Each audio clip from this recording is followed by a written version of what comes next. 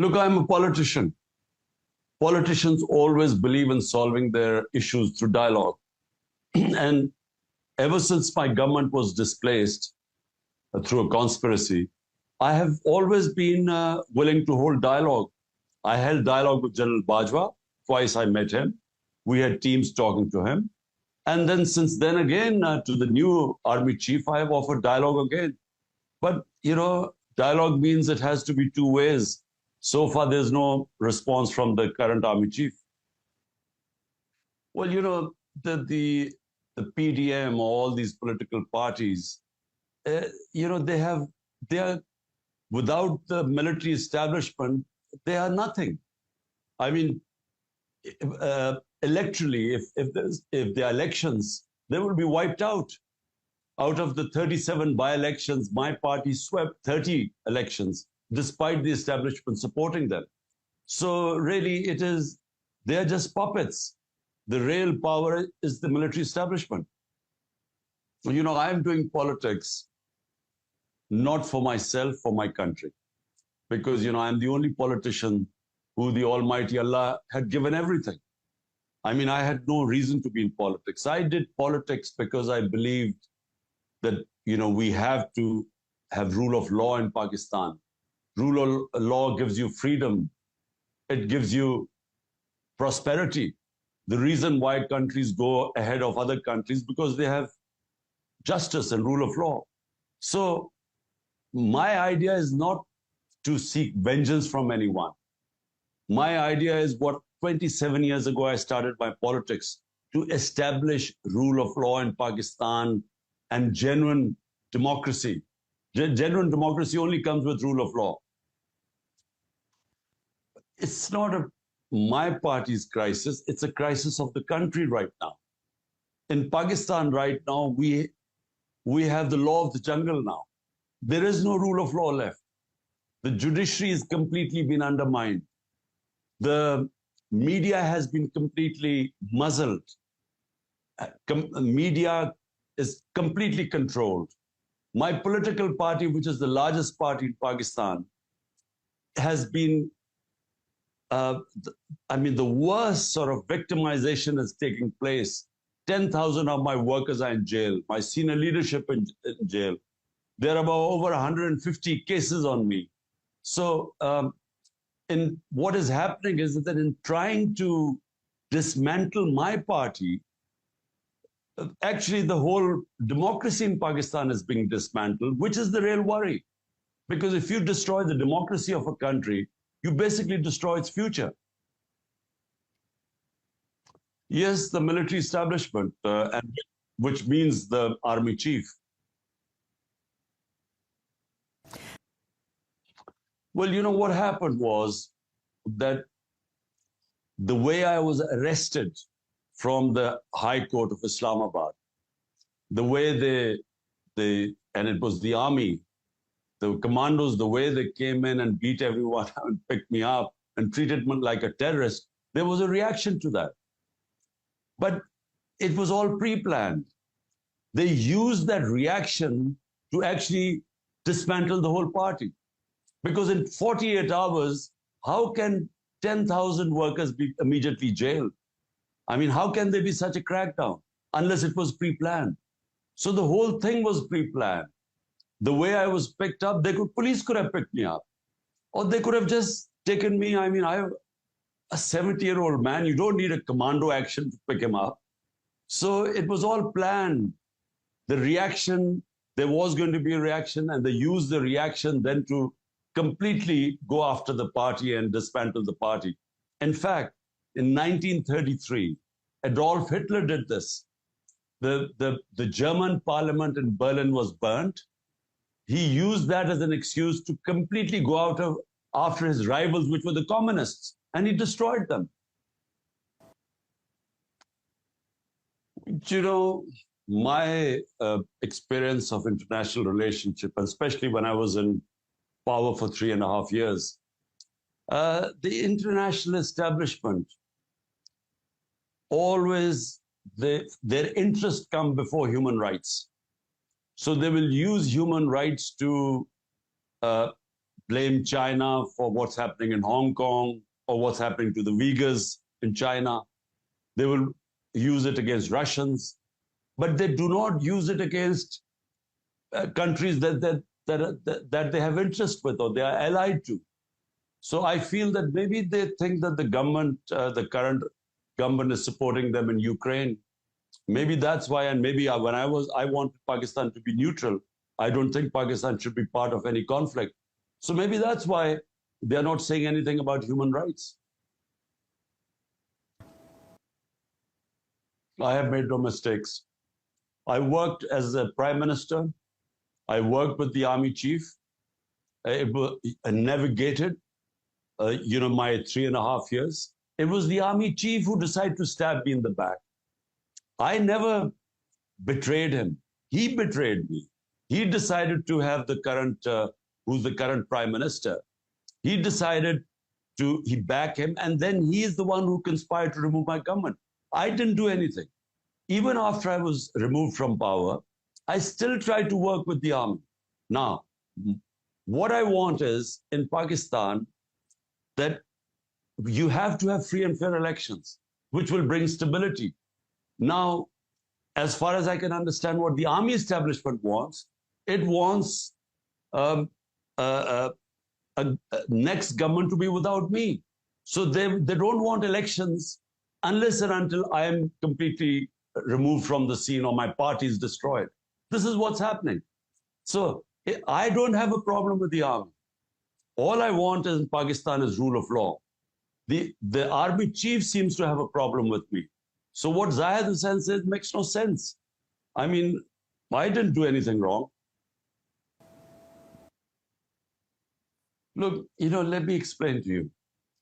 They talk about me being in a weaker position. Look, a political party is only in a weaker position when it loses its vote bank. If my voters abandon me, I'm in a weak position. Today, PTI, my party, is the largest party in Pakistan's history. And the more they have victimized my party, the bigger the vote bank has grown. Look at any survey in Pakistan. Look at any opinion polls.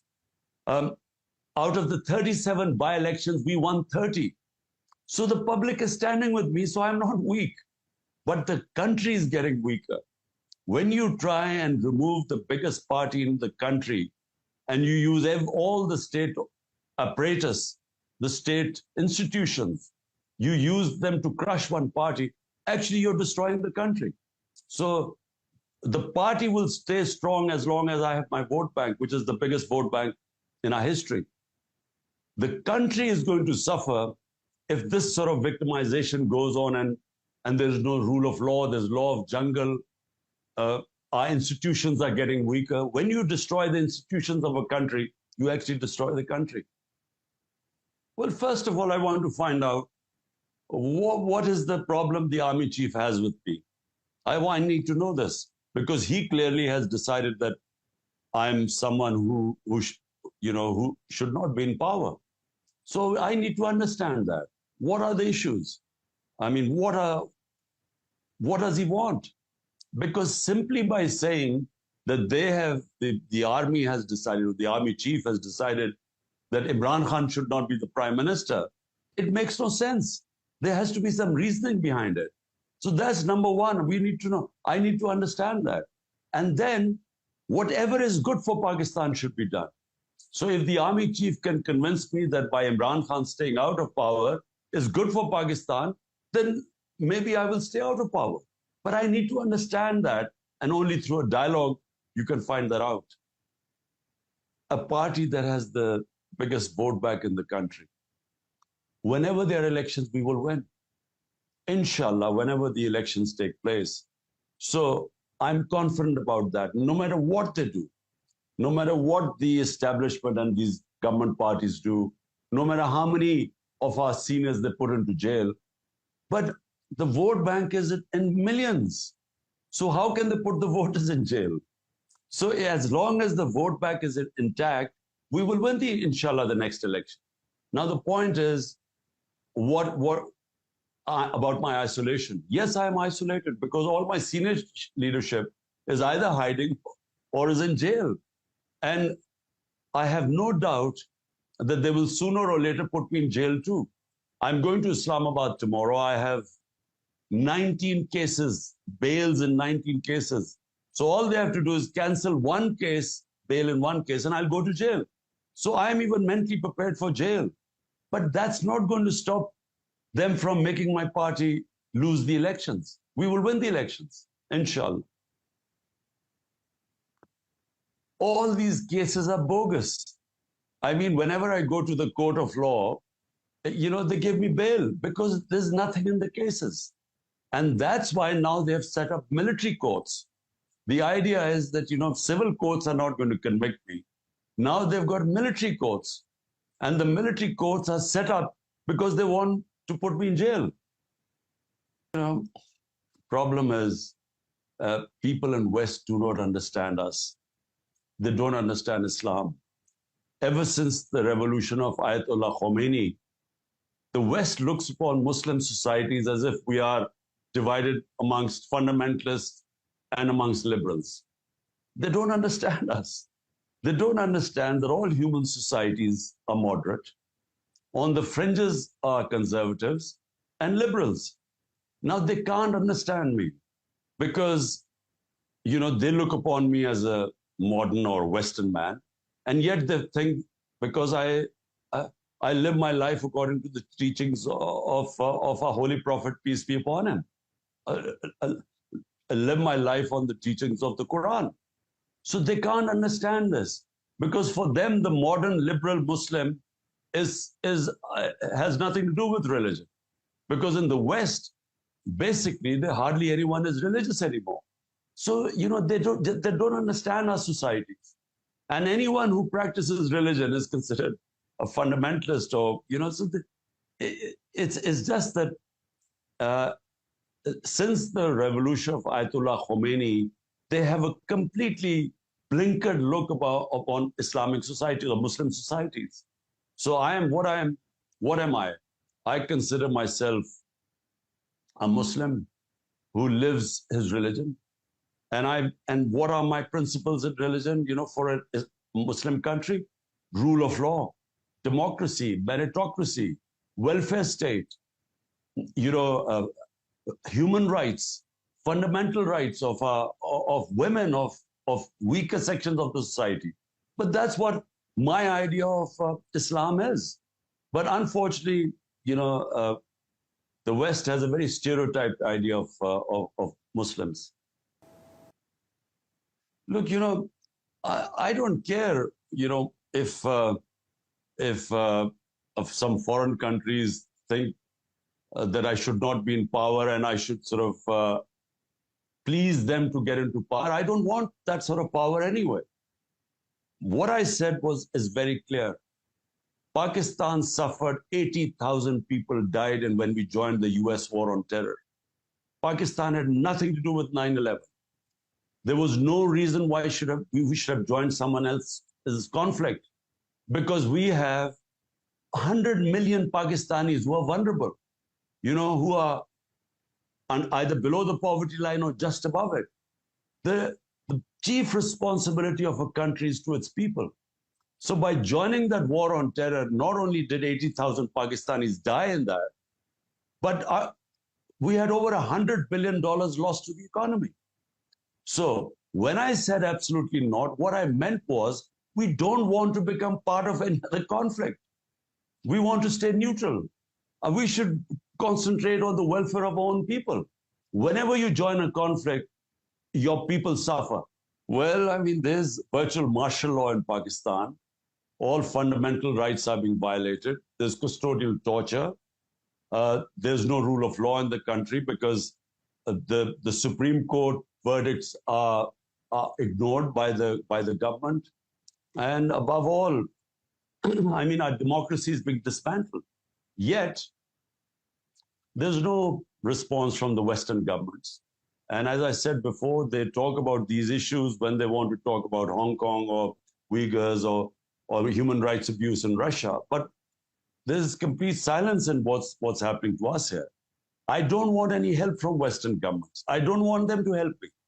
All I want them to do is to stand by their own, the values which they which they stand by, about which they preach to the world, what I call the Western values. I want them to stand by them, and doesn't matter whether it is Russia, China, or Pakistan, or any other, or India. They should be consistent. They should stand by democracy and human rights, and anti-custodial torture and rule of law. They should be standing by that. No, what I'm saying is that I'm not talking about myself when I want the same Western governments that talk about these Western values. I'm not talking about myself. All I want them to do is that what my party, my workers are going through, my leadership is going through, the total absence of fundamental rights, everything violated by this fascist government. I want them to speak out against that. I don't want any help, because eventually Pakistan will sort out problems out itself. We don't want any outside help, but I want them to speak out against human rights abuse. I don't care, what people remember me as, but I will try my best for what is good for my country. And I started my movement, and I call it jihad, 27 years ago, because justice is in our religion the most important thing. The Almighty Allah expects from us is to have justice, to bring justice on this earth. So it is almost a sacred duty, and justice gives freedom to human beings, and that's why it is a sacred thing, because anyone who fights for his freedom is a martyr in Islam. We call them shaheed. So therefore, for me, it's a struggle. I will try my best. If Allah makes me succeed, great. If not, then I've tried my best. So that's how I look at it. Listen, I'm saying this in front of you. Nothing can stop us from winning, inshallah. Why? Because when a political party has the biggest vote bank in a country, you cannot defeat that. So they can try everything.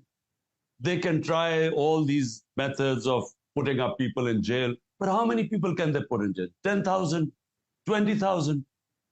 But Pakistan is a country of 250 million people. It's not going to make any difference, because if the party is the most popular party in the country, we will replace the people. The party ticket will win. And I can tell you right now, whenever there are elections, we are going to win. And this is the election year. So all what you're saying is that, fight to the end. I always fight to the last ball. I will fight to the last drop of my blood, because this is for my country. Unless Pakistan has rule of law, genuine freedom, which means democracy brings freedom, we have no future. So therefore, there's no question of me ever giving up. And especially when I know that whenever the elections, inshallah, we'll win.